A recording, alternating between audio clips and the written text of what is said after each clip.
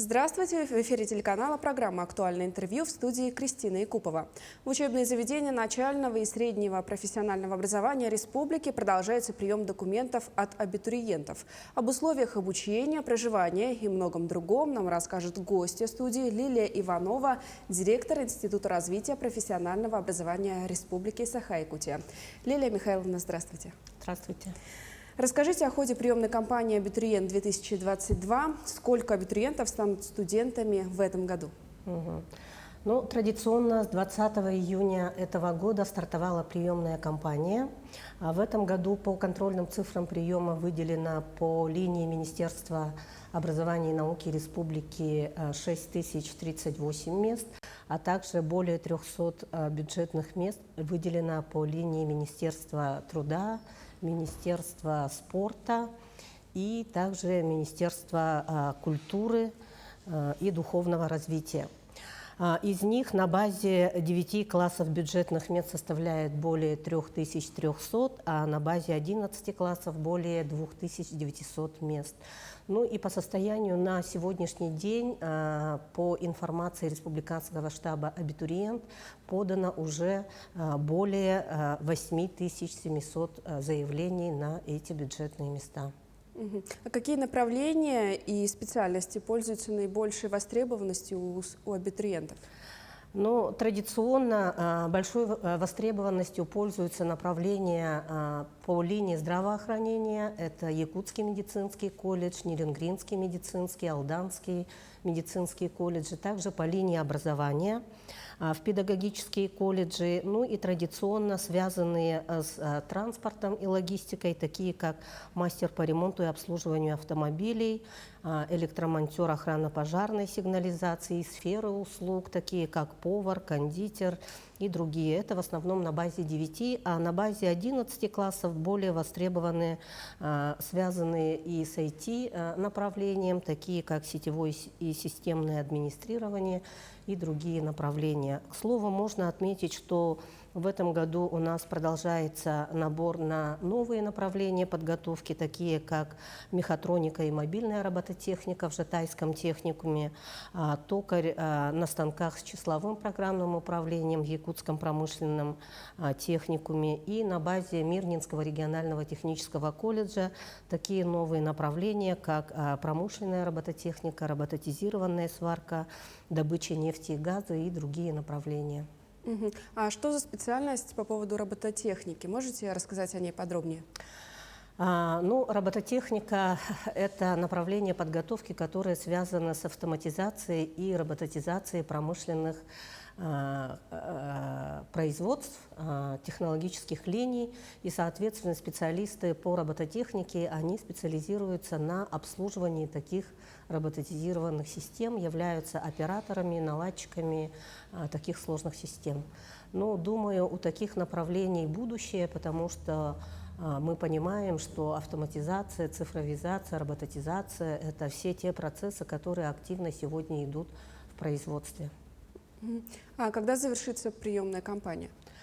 Приемная кампания продлится по основным направлениям подготовки до 15 августа.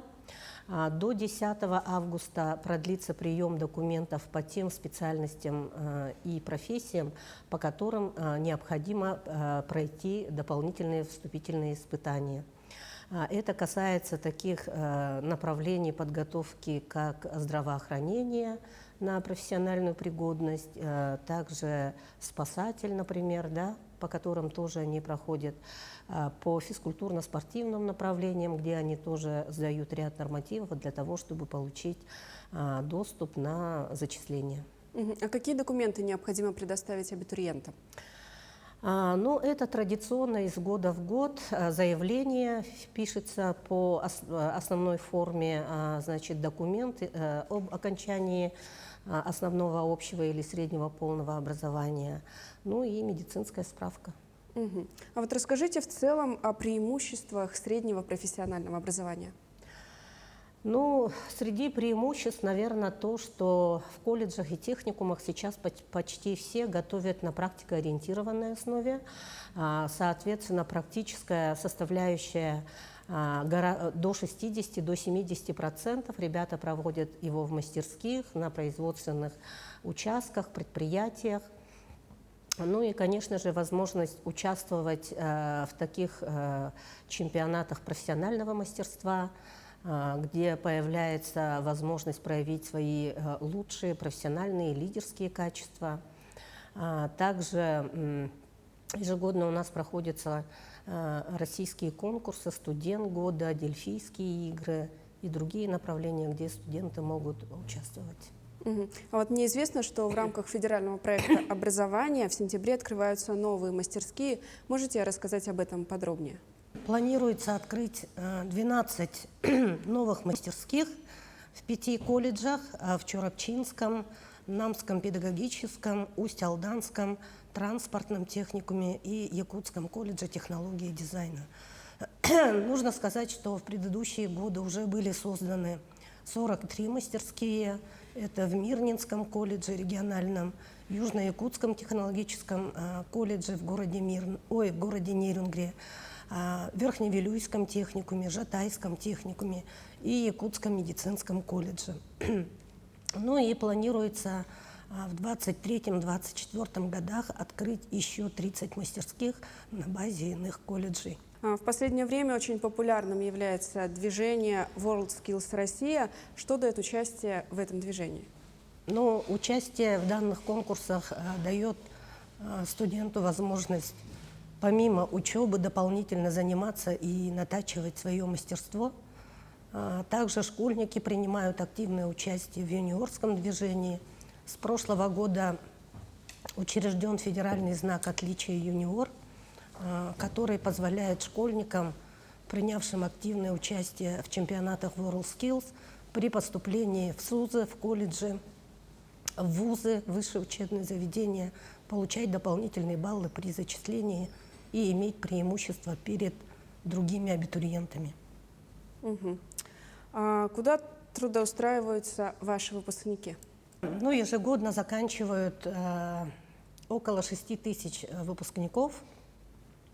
Конечно, выпускники, участвовавшие в чемпионатном движении, они имеют большое преимущество, потому что, как правило, при итоговой государственной аттестации сдается в форме демонстрационного экзамена, где экспертами выступают в большинстве случаев представители компаний-работодателей, и, соответственно, лучшие студенты могут трудоустраиваться в ведущие компании нашего района, республики, своих районов.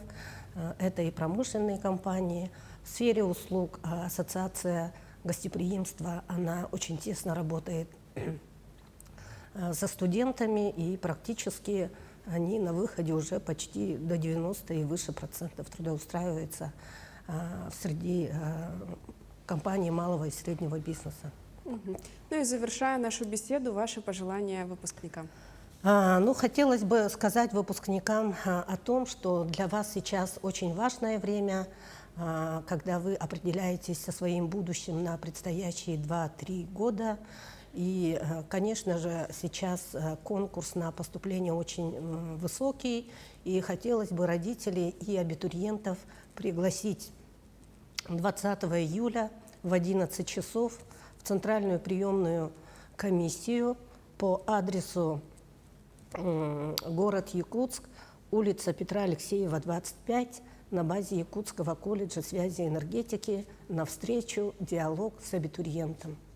А как могут принять участие те, которые не живут в Якутске? Те, которые не живут в городе Якутске, конечно же, они могут подать заявление через электронную платформу, значит, edu.yakutia.ru, а также могут направить свои документы по почте, по почтовой связи. Ну и там, где есть интернет, можно зайти на сайты образовательных организаций, где есть все контакты, как можно обратиться и подать документы.